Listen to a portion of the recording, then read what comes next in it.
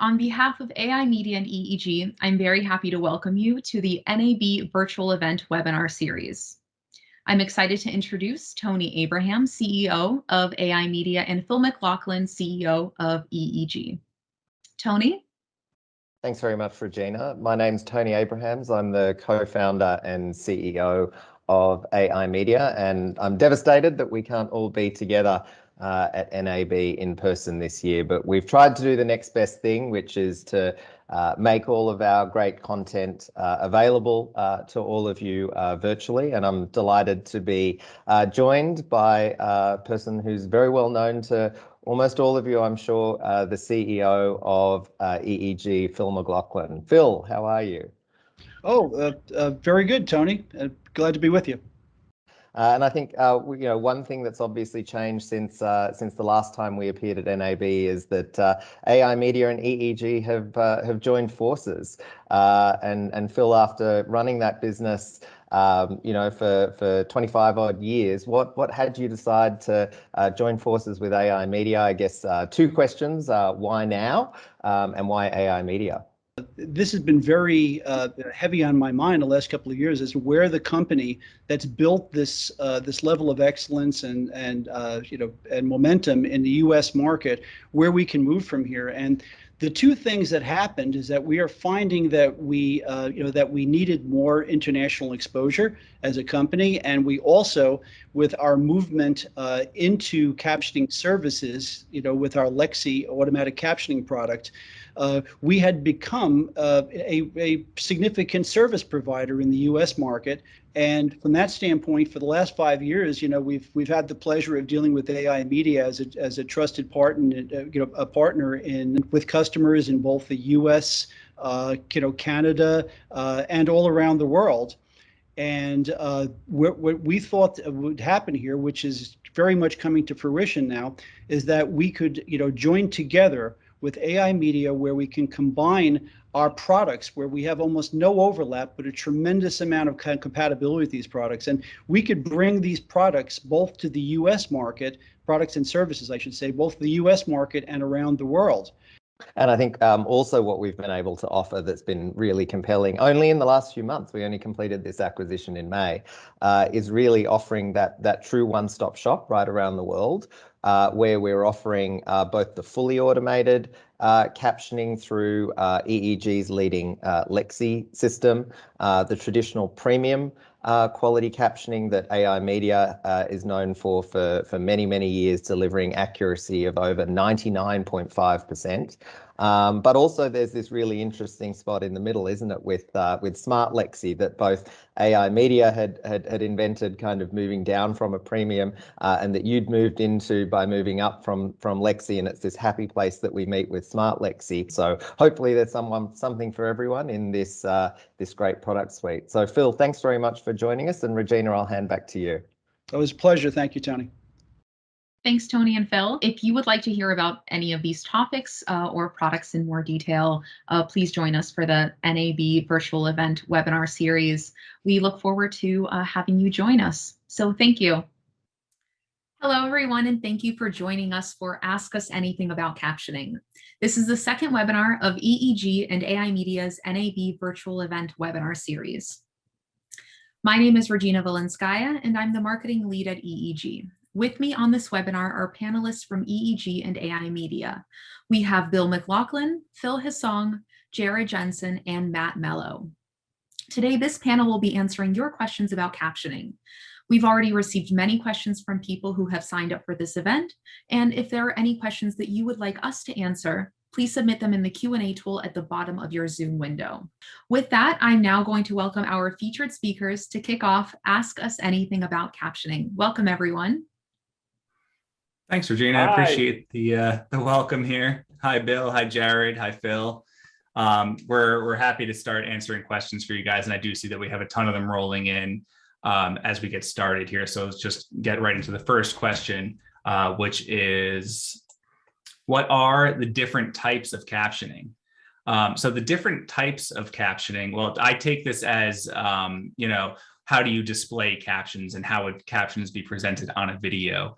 So the two different types that I think of immediately are closed captions, which means that the viewer at home can enable or disable as they want to, or open captions, which means that it's actually part of the video itself and that it can't be turned on or off. That's my take on it. Does anyone else have thoughts on what different types of closed captioning there are?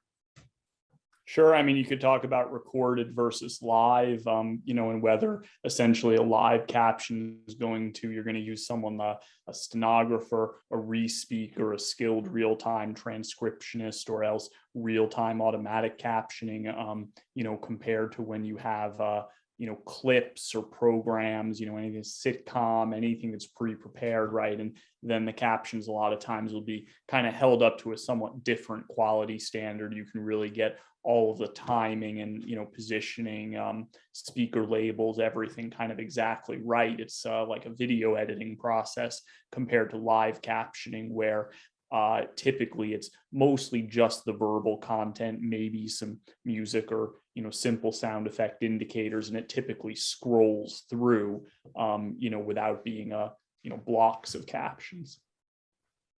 I'm going to take it just a little bit simpler, you guys. I'm going to say that there's good captions and there's bad captions. And, I think that, we've kind of discussed a number of different display types and uses, and you guys have done an excellent job on that.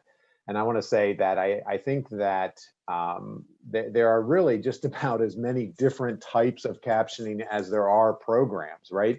I mean, it really becomes an individualized process. And that's one of the things that's kind of cool about AI media and EEG, in my opinion, is that, when we work with the consumer, we talk with them about what their program is and what they need. And so we solve that specific problem. So there's good captions, bad captions, and they're all displayed in any number of formats. Good job, guys. All right, thanks, guys. Next question that we have here is, how do I choose between human and automatic captioning? That's a very good question. And obviously, so there's two very different types of captioning as far as, how the captions can be generated. You can get them by a human sitting there listening to the audio and creating the captions like that, or with an automatic speech engine, like we do have Lexi as our speech recognition service.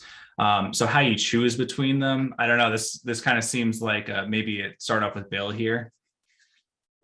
Yeah, I mean, there's a lot of things to look at. I mean, you're going to see, a basic angle. I'm a technical guy. I'll say a basic angle is you might want to take a quantitative angle. What is the accuracy of the captions in both cases? You could use a simple metric like a word accuracy rate, or a more complicated one like NER, which kind of conveys a little bit more whether the meaning of something is preserved. NER is often a little bit friendlier to captions that are paraphrased, but that are extremely clear in their meaning. Whereas, a word accuracy rate is just verbatim. What was said is what's typed. So that's part of it, is the quantitative angle, and it bears to measure that can be very specific to a specific kind of content. How many speakers you have, what they sound like, how they're mic'd, what they're talking about, how fast they're talking. These things can make a pretty large difference. And then there's questions about budget and your audience expectations that kind of need to be balanced with, trying to get a certain result, trying to measure that result, and trying to make sure that it's something that fits in your overall goals. How much material do you have where audiences could benefit from captioning? And, what's the budget right now? Realistically, everyone operates under some constraints. And, sometimes one of the most important things is getting as much material captioned as possible. So, I think all of those can be factors. And I'll actually add into there, the budget is one element, but also time frame too. Events come up last minute.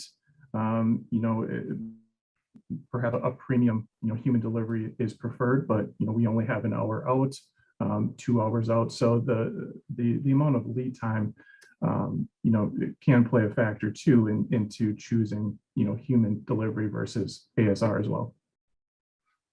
Yeah, and I could even answer that and say that with something like a human captioner, you might have to schedule that beforehand. Where with ASR, you can kind of just start and stop it as you need it. But that kind of comes with the negative of you have to start and stop it as you need it rather than having someone do it for you. So again, there's pros and cons to each, and there's differences between the two. But you can kind of choose between the two as you need to, luckily. Okay, so the next question that we have here is, how do I caption Microsoft Teams meetings? This has been a large discussion within EEG AI media as of recently, because I think this is actually a new development for all of us that, before I think there was only the option to do Microsoft's built-in auto captions. But now we've been working with them recently. Someone probably has more input on this than I do. I think, Bill, you've been working pretty directly with Microsoft on this project, if I recall correctly. Yeah, our product team was asked to help pilot the solution with Microsoft, and have some of the accessibility experts in our company really look at what they've done and look at the formatting. And so, that was an honor, and it's allowed us to kind of get some advanced work on the solution, which I think has only been rolling out to Microsoft accounts within the past month. You do need to make sure it's enabled through the administrators of your Teams account. I don't believe it's enabled by default yet, but essentially once it's enabled, it works similar to cart features that you might be familiar with already in Zoom or in YouTube, where you can post the captions either through EEG Falcon or through some other software integrations directly from a real-time captioner, and they'll show up embedded in the screen. And to talk a little bit more about the human versus automatic issue, you can see through Microsoft, putting a considerable investment into wanting to do this, that there really are a lot of customers out there that are looking for solutions both ways. That Microsoft Teams has had an automatic captioning feature. That automatic caption feature is often quite good, but it doesn't have a lot of flexibility to customize. It isn't always as good as a client wants it to be. And, they listened to the user feedback and said, we should give customers an opportunity to put in a higher quality caption option than this out of the box option. And, to their credit, I think it looks really good. And so it's certainly something we can help you with. Yeah, it's a very new, exciting development from all of us. This is very new. So, up until now, we haven't been able to integrate with Teams. So this is definitely new for us also. And if you have a platform that you can't put the captioning built in on, it's interesting to note, if people haven't used that then a solution like AI Live can be used as kind of a sidecar. And at that point, it's not quite as optimal, because you're looking at two different windows, one for the main meeting and a separate browser window for viewing the caption transcript. But the caption transcript in AI Live is very resizable. You can choose how much history you want to view. So it is a pretty good caption experience. It's just outside the box of a meeting platform that doesn't support a built-in card option. Phil, this is Phil. What we're talking about here with Teams is very similar to what we have going on right now in Zoom, correct? I'm watching the captions in Zoom, and AI Media and EEG have created an interface here so that we're able to see the live captioning directly in our Zoom meeting. It's just like what we're watching today, correct? Yeah, absolutely. And Teams now supports that in a very similar way. Yeah, excellent. All right, so the next question that we have here is, do you have or are you creating an application to work live with Zoom? So my understanding is that we do actually have this existing already. I think that captioners can tap directly into a Zoom chat and caption directly in it as is. But EEG also has a solution for this also with our Falcon encoder, where it can listen into the audio in a Zoom meeting and create captions to put in there too. Phil, do you have some thoughts on this maybe? Well, that's what I had just said, Matt. That's what I was thinking, that we had this solution already in place, and obviously we do. I was just trying to point that out for those who are watching, that if you click on the caption button at the bottom of your screen and view them, you can see how the interface is already working. And I think, kind of just picking up on what Bill has already said, if you know, there's a lot of platforms out there. And so we have been working at building interfaces with integration processes with different platforms. So if someone who is a part of our webinar today has a particular platform that they would like to see us integrate with, by all means, let us know that. And we can certainly look into, can't promise that because everybody has to cooperate in that process. But we can certainly look at providing that service. Yeah, absolutely. We're always looking to get everybody accessible as much as possible. So integrating with these platforms is a huge step towards that goal.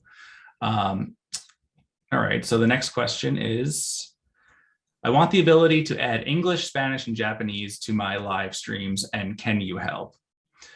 So, I mean, yeah, that's a fair question. So we do have the ability to do that so in somewhat of a roundabout way, and it does require a little bit of manipulation with your stream, as far as, you know, the endpoint and how you can get the feed into a stream as well.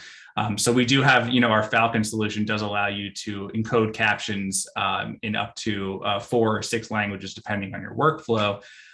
English and Spanish being pretty much the most primary way of the easiest way to do that, but Japanese does become a little bit more technical. Bill, do you want to touch on that a little bit? Yeah, well, the hard part is the Japanese language in the proposed workflow, because the English and Spanish, you're going to be able to use Falcon to embed captions in an RTMP stream and pass that through to any platform that supports embedded captions, or you'd be able to do it with a hardware encoder too, and then, you know, an SDI to streaming media converter, you know, Elemental, for example, or other products like that. So the English and Spanish is going to be simple. What's hard about the Japanese is that the embedded caption standards really only support English and other European character languages. So some, you know, like Latin character alphabet, some accent characters like you'd see in Spanish, French, German, etc. But they don't support East Asian, South Asian, Middle East, you know, et cetera, et cetera. So to really get captions in those languages, you need to not use the embedded caption option, which is the most interoperable option. But we can do it either in open captions in Falcon, which means a language overlaid on the screen that all the viewers will see, as opposed to a CC button.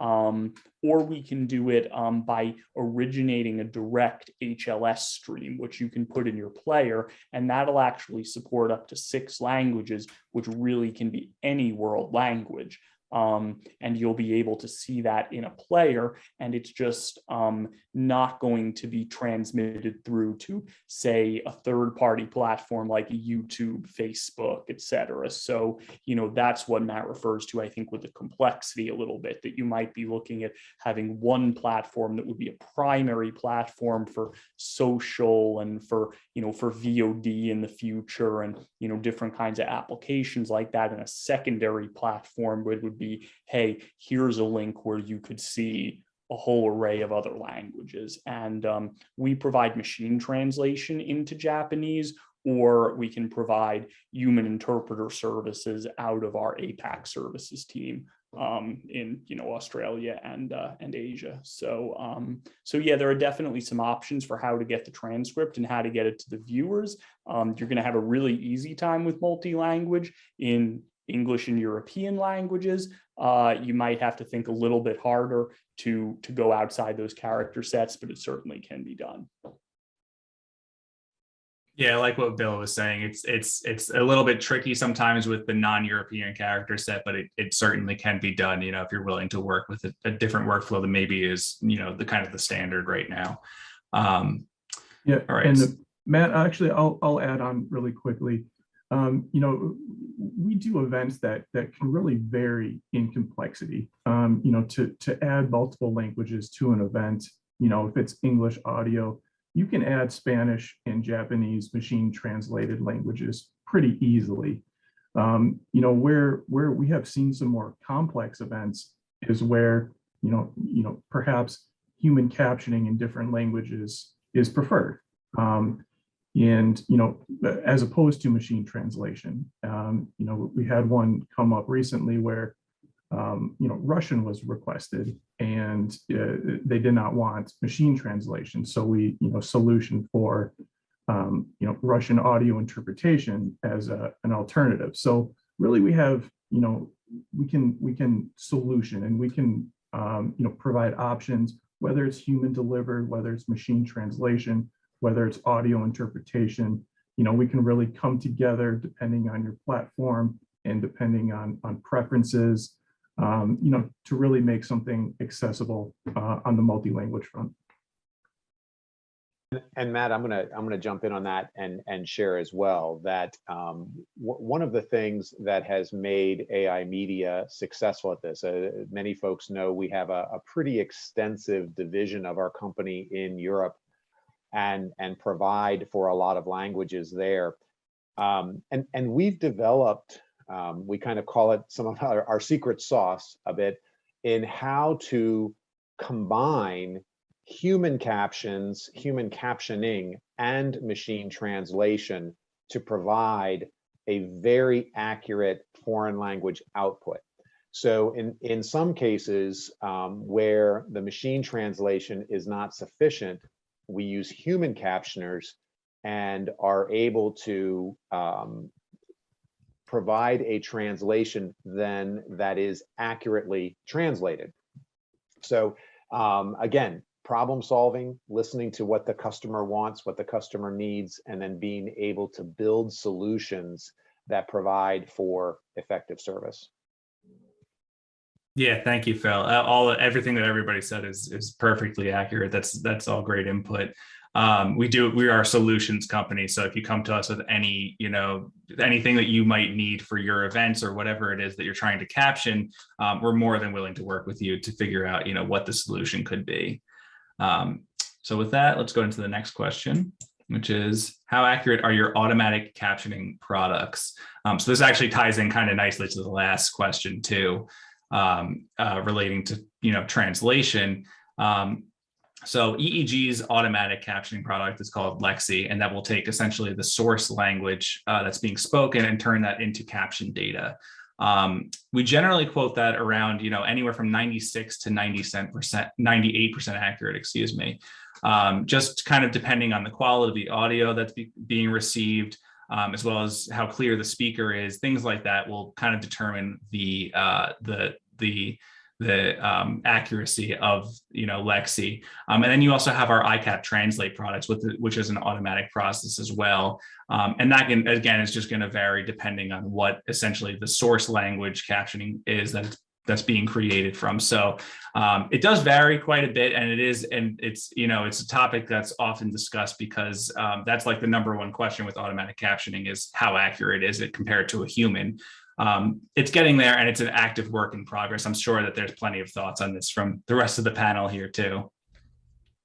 Yeah, I would almost turn the question around in a way and say, like, you know, where would we recommend using automatic captioning? And I would say that, you know, from our experience with customer subjective experience, the discussion starts when you can hit maybe 90%, and to really get high satisfaction, you want to be more in kind of the middle 90s, you know, in a 94, 95, 96 or higher kind of range.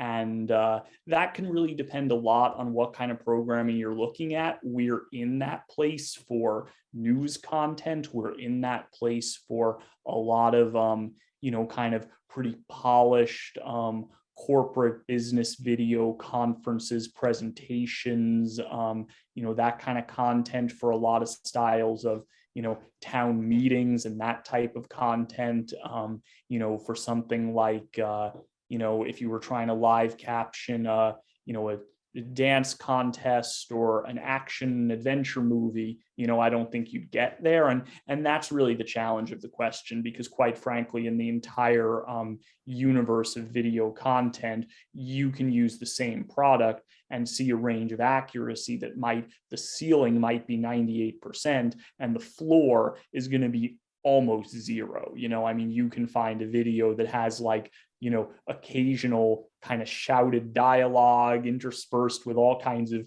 music and other activities, and the accuracy is just going to be close to zero. So there's no single number that really, I think, defines the product across all use cases, but where you want to be is in that low to mid 90s range, and that's going to be when you get a good result. And for live captioning, if you're in the mid to high 90s range, that's for live to air, that's about the best you're going to do with any method.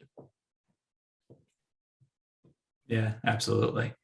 So that actually looks like it ties into the next question well also, which it is, what is the difference between Lexi and Smart Lexi? So I'm actually going to toss this one over to Jared, if he feels like he can answer this, maybe. Yeah, thanks, Matt. And Tony and Phil, touched on this in the beginning video a little bit with Smart Lexi being really that middle offering. But Lexi has been around for a bit, and it's a wonderful product. It has great applications. And it's self-service. Lexi is self-service, where Smart Lexi, that's full service. And it's a recent rollout from AI Media and EEG. And really what Smart Lexi is it adds that layer of dictionary creation, that human curation, where just like any event where we love to get prep, we love to get PowerPoints, agendas, speaker names, acronyms, anything we can get our hands on. We love to have that for a really high quality output. And so with Smart Lexi, it goes to our team of experts to curate those dictionaries, to then apply that to the captioning output. And our team can deliver Smart Lexi, whether it's an AI Media Falcon account, whether it's a client encoder or Falcon account. Really Smart Lexi falls into that full service where we can deliver that next layer in a a full service way. Yeah, and it comes into a question of where if you want more accuracy on automatic caption, where are you losing the accuracy? And if it's something having to do with things like the specific topics being discussed, the names of people and places that are kind of specialized in your content, that's where you're really going to see the advantage of that extra layer of kind of preparation and curation and model building. For example, issues like background noise is Smart Lexi, so far not going to do that much for you in that area, but anything that involves the specialized vocabulary, it can really do a lot. Yeah, it's definitely falls right in the middle ground between the premium human captioning service and then our Lexi service as kind of, the middle ground where they both meet. So definitely it's a new offering from all of us, and it's something that we're looking forward to rolling out and, getting in the market. So next question is, what is the best and simplest way to add live captioning to Facebook Live and YouTube when live streaming from StreamYard? So I'm actually not too familiar with StreamYard as a whole, but as long as you can stream from StreamYard to Facebook Live and YouTube regularly, you can add Falcon there as a middleman. And Falcon essentially allows you to add live captioning and embed it into the stream, as closed caption data. So that would probably be my suggestion. Falcon is definitely the kind of the go-to for our streaming products without any additional hardware needed there. Yeah, and to look at where Falcon fits in that workflow, you'd really, out of a StreamYard is a production studio kind of that can put out an RTMP output. It's in the cloud, but Oh, cool.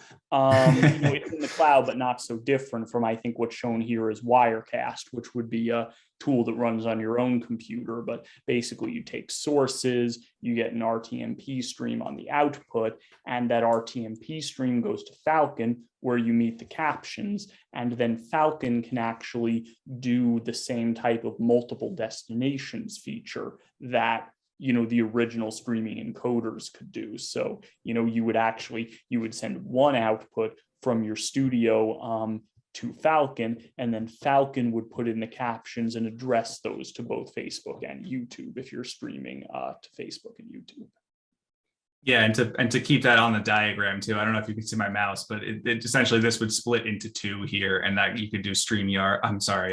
Facebook and YouTube at the same time from Falcon. So right, and that's free with the Falcon license. Like each channel gives you one caption stream and you can actually put that same caption stream to as many RTMP output sources destinations as you want. Right. Okay, so next question is, we have a lot of videos on Vimeo that are embedded into our LMS. What is the best way to get these captioned? I'm not familiar with the acronym LMS. I think it's a learning management system.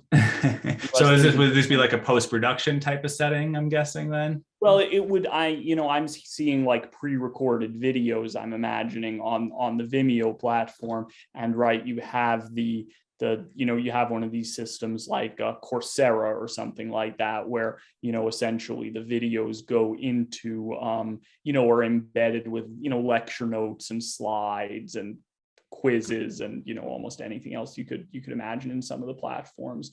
But so probably the key would be getting it integrated through Vimeo. And, we quote batches. We have a recorded media services department that will add captions into videos on almost any platform. With a lot of the platforms, we have integrations where if you have a specific way of labeling which videos you want or want to use the API to send them to us, we can actually find those videos and kind of self-download them out of your account with your permission through the integration. But basically, those would get captioned, and you have a variety of kind of quality and turnaround time options on the recorded media. And the captions will be either delivered back to you through our web platform or through an email, or, in some cases, and I don't know if Phil or Jared knows this, I'm not sure if we're directly integrated into Vimeo for delivery. A number of web platforms we are. If we're not directly integrated for delivery, it just means you're going to receive a caption file, like a VTT style file is the most common one, and then you would upload that, kind of into the ingest system for Vimeo or the other platform if it's not a complete end-to-end integration. Yeah, that was a great question. Thank you. Next question is, do you offer live stream ASR captions that can be fed to a live stream CDN like Vimeo or IBM as CEA 608 closed captions? Is live stream ASR captioning available as an online service that doesn't require the purchase of hardware? I mean, this sounds like a perfect pitch for our Falcon product, essentially, which is, a cloud encoding option that would allow you to add live captions to your live stream, essentially where you would just be sending your live stream from, a source like OBS or any video live streaming source in RTMP to our cloud service, which hosts Falcon. And then you can add live closed captioning from any source of, closed caption creation, which could be a live human captioner or AI through, Lexi. So yeah, this is a softball for essentially for our Falcon product. So yes, the answer is yes. And it's worth noting, I mean, that's the encoding capability and the live captioning capability are sold separately. Don't worry too much, both very affordable, but they're sold separately, so you can use Falcon with human captioning as well interchangeably. And the Falcon channel is billed on a monthly basis as like a subscription channel, whereas the Lexi service is, is billed hourly only when you use it. So, you would have a mix of the two costs. And if you ever wanted to mix in kind of more traditional steno captioner options, you could do that with Falcon as well. Next question is, we're hosting an in-person event that must be accessible for all attendees. Some will attend at the venue and others will tune in virtually. Do you have a product that would work for everybody who joins? Again, the answer here is yes, but there are a multitude of different ways of achieving this. Anyone who wants to tune in virtually, we have a variety of solutions for adding closed captions, in any format. The question that comes in then is, of course, the attendees part and the people sitting in room. We do have hardware options that would allow you to display just the closed captioning in the room, and that same closed captioning could then be used also for the live stream. But again, there's different ways of achieving this, so it would kind of be a solutions type thing where you could come to us and say, here's what we have, here's what we're looking to do, and we'll say, here's the solutions that we have. Jared, do you have any thoughts on that maybe? Yeah, thanks, Matt. So really what we're looking at is a hybrid event. And in the COVID environment, we're seeing this be, a more common occurrence. And we have, a full advanced events team that really is specialized to handle these types of conferences or events, and we're seeing, what maybe used to be a large in-conference event, scaled down in size and have a bigger virtual presence. And sometimes that could be a week later. It could happen concurrently as well. But our advanced events team, works to, whether it's on-site captioners or ASL versus remote, really it kind of goes back to that solutions where it depends on, what platform you're going to use, what is the event set up on site, and really just working to find that balance, whether it's hardware, whether it's IP, or really just, it could be as simple as an iframe that works. So really it's just, working to solution based on the overall scope of that particular event or conference. Yeah, perfect. Thank you, Jared. Okay, next question that we have is, in which languages do you provide captioning? So this is a very, very broad question. And again, it's going to take, it would take a very specific scenario to give you a very solid answer. But we do provide live closed captioning in most languages. Again, just sort of depending on what you're looking to do with this event and like the workflow and where you're decoding the captions and all of that type of stuff. But the answer is a lot of them, and kind of depending on what you're looking to do. Yeah, and I mean, there are some technological distinctions. Again, what kind of alphabets you're looking for in the captions, whether it's something that works in traditional embedded or television captions, or whether, it's a language that wouldn't work in those, but you're looking for a different streaming solution. And, as you said, you can use open captions, you can use AI Live, you can use Falcon with the HLS stream. And then in terms of the services, we can leverage, we have a few different providers to leverage machine translation in, I think the number is over 100 different languages, and that's probably more than we can offer human interpreter resources in. But honestly, with enough notice, there is we have a pretty global web of, employees, freelancers, even subcontractors, and given a reasonable amount of notice for an event, you'd probably be surprised, how many languages we could actually support with humans as well. Yeah, and even sorry, Matt. So even on the on-demand side too, after if it doesn't work for live, we do have a lot of options after post-event where we could do a Portuguese SRT file, a Spanish SRT file. So we have live availability, and then the on-demand side as well that can be open to just a number of languages that maybe don't work for that live setting.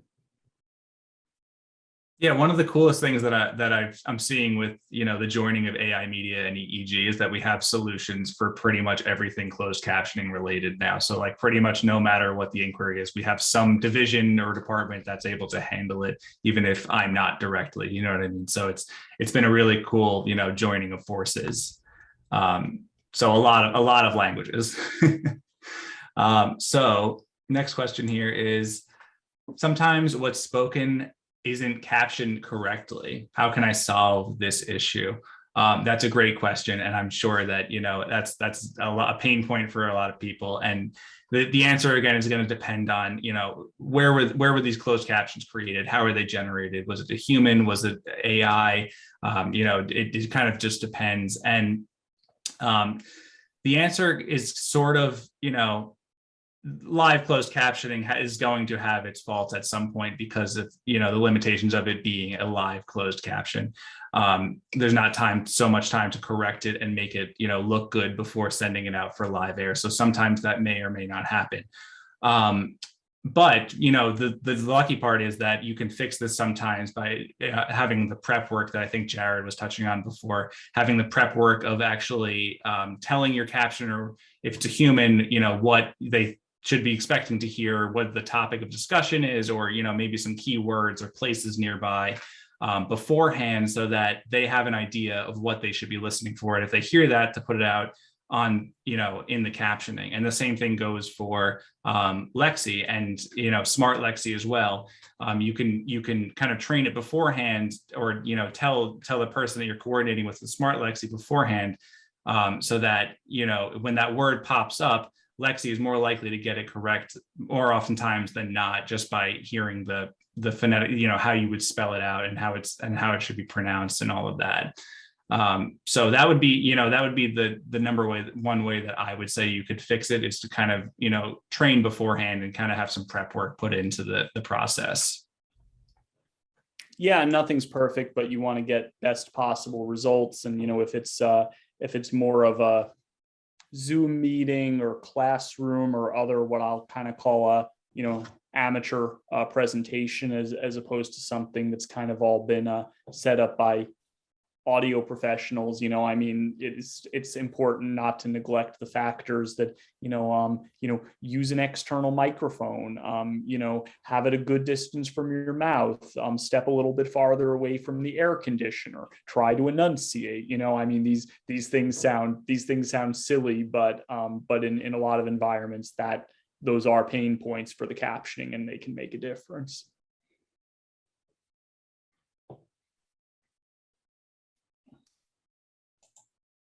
Next question is, I am a CART provider and coordinator for a university. Everyone got used to excellent audio with remote classes. As we transition to in-person learning, what audio options do you recommend to continue providing the best experience? So that actually kind of ties into what Bill just said pretty nicely. I think as far as the microphone things goes, and having a good quality audio setup is probably a good way to get the audio out to everybody in a the best manner possible, and also out to the captioner so that they can hear clearly. Phil or Jared, do you have any thoughts on best experience for audio practices? Yeah, Matt, I think that actually you and Bill really answered that quite well in the last statement. I think that it's a refresher to professors. It is, talk with your captioning provider about the microphone that's being used, and you need to kind of set some expectations within the class. One of the beauties of Zoom was the fact that, as the person writing this had said, excellent audio, but you could hear everyone via Zoom. Everyone has the option of kind of miking in. And when you're in a typical classroom, there's a student in the back corner of the classroom that asks a question. And if the professor is the only one with a microphone, then it's going to be really tough to hear that question. So it really is simply a matter of re-educating our professors to restate questions, to speak clearly, to not put their lavalier microphone underneath their jewelry or underneath their tie, but rather keep it exposed, keep it where their mouth is, that kind of thing. And but there are just limitations with that kind of situation, and we just have to work with them. And I'll even add to internet speeds. Are you on Wi-Fi? How's your Wi-Fi strength? Are you going to have buffering? Do you get is the audio cutting in and out? Or are you directly hooked into really nice fast internet? So there's a lot of little things that kind of come into the greater equation, like everybody touched on, to make your audio and really experience in the classroom the best it can be. Yeah, absolutely. Thanks, guys. Next question we have here is, we provide live captions for in-person and virtual college related events. We'd like more information on the possibility of toggling captioning between live captioner and automatic captioning solutions. Yeah, so I mean, this comes down to, our encoding solutions, EEG's encoding solutions do always allow you to select between either or. You're not limited to just, automatic or human, just depending. So yeah, I mean, that's a great question, but there is options for either. Phil, do you have a comment on that? You know what, I do, Matt, because we just are launching right now a study on the use of ASR in classrooms, and is this a good idea? Is this something that schools are interested in, and so forth?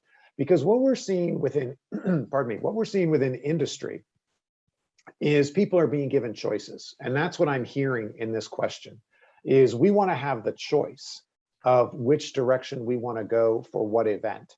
And so we are actively looking at creating solutions at AI Media EEG so that consumers and users can say, hey, I want ASR for this. Hey, I want a live captioner for this event. I need high level services for this event. We want to be able to give people options so that they can easily kind of toggle through, if you will, what they need in any given situation. So we're on this. I don't know if this individual is obviously related to a college. If they'd like to be part of the testing, to please let Regina know that. We're looking for some test cases that we can kind of practice with to develop the best practice concept. And I'd be happy to talk with them further. Yeah, and it's important to note too that we do currently have solutions for in-person and virtual college events. Like there's definitely ways that you could do this right now. We're just looking to make it the most seamless process possible. So, if you need something like next week, feel free to reach out to us and we can get something set up. But then there's also the long term of how we can make this seamless for everybody going forward too. Yeah, so thank you, Phil.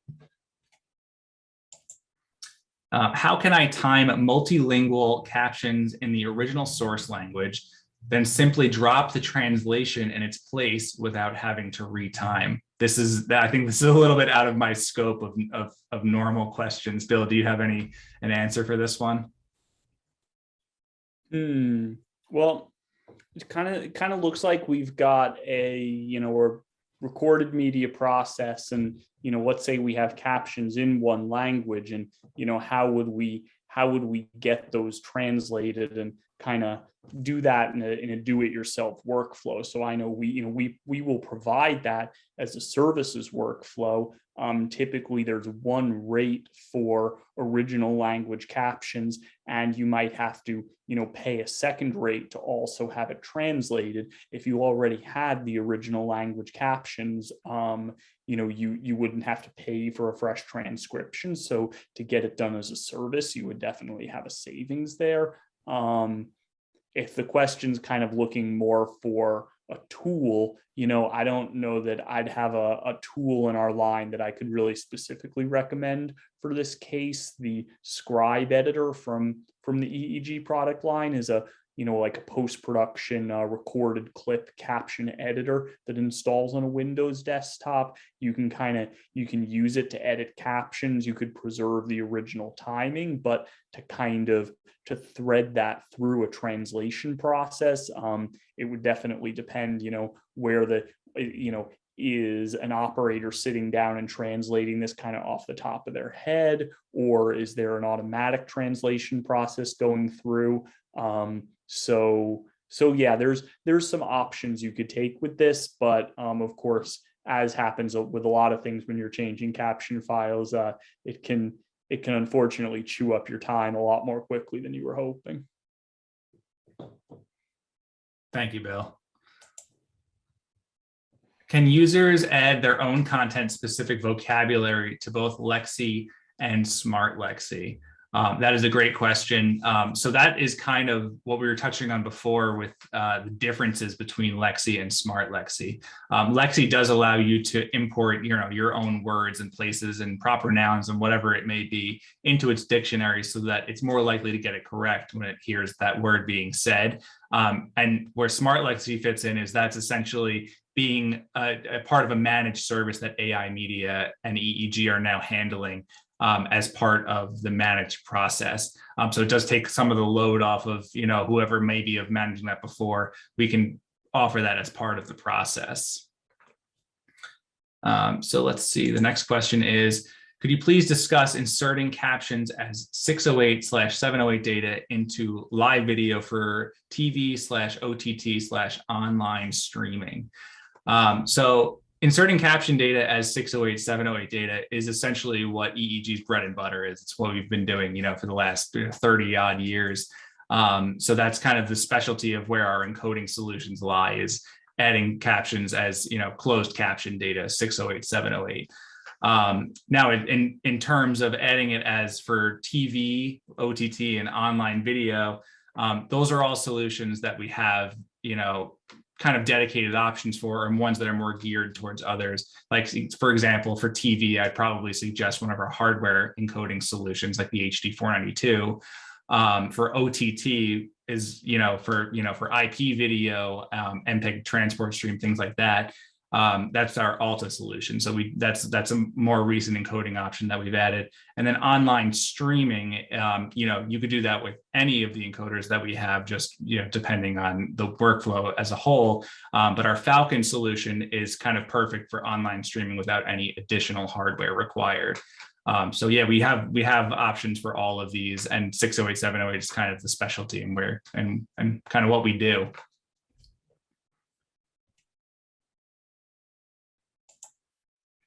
So the next question we have is, what are the best microphones/configurations for cart writers in classroom, lecture, or group discussion environments? What are tips for maximizing these experiences? I'm not personally familiar on the microphone options.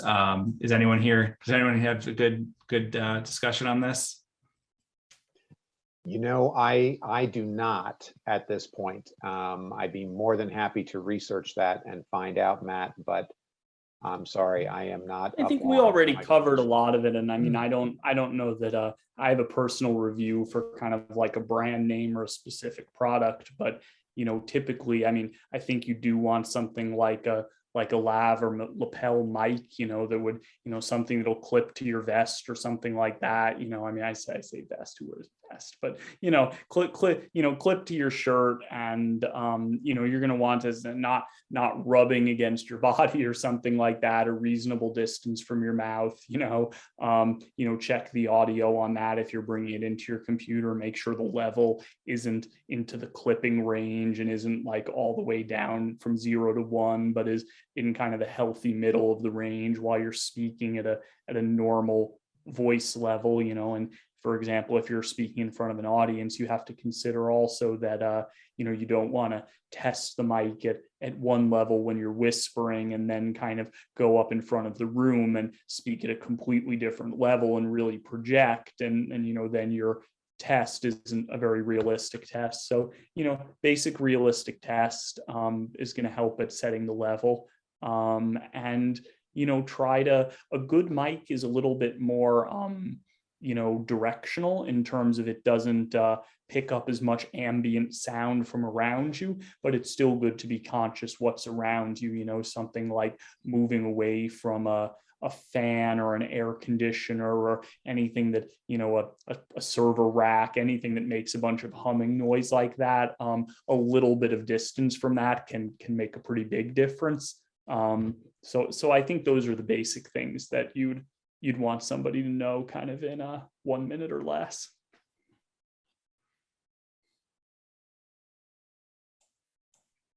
All right, so it looks like that was our last question that we had today. Thanks everyone for putting in their questions, and I'm going to pass it back to Regina. Thank you, Matt. Thanks all for participating. And thank you everybody for joining us today for Ask Us Anything About Captioning. We did receive a lot of questions, so if we didn't get to yours, we will follow up with you soon after the webinar. And if you have any questions and would like to get in touch, please reach out to sales@eegent.com or sales@ai-media.tv. And thank you again to everybody who joined us today, and we hope to see you at our next event. Yeah, thank you for coming. And these are always a lot of fun. So thanks for coming and thanks for bringing the questions.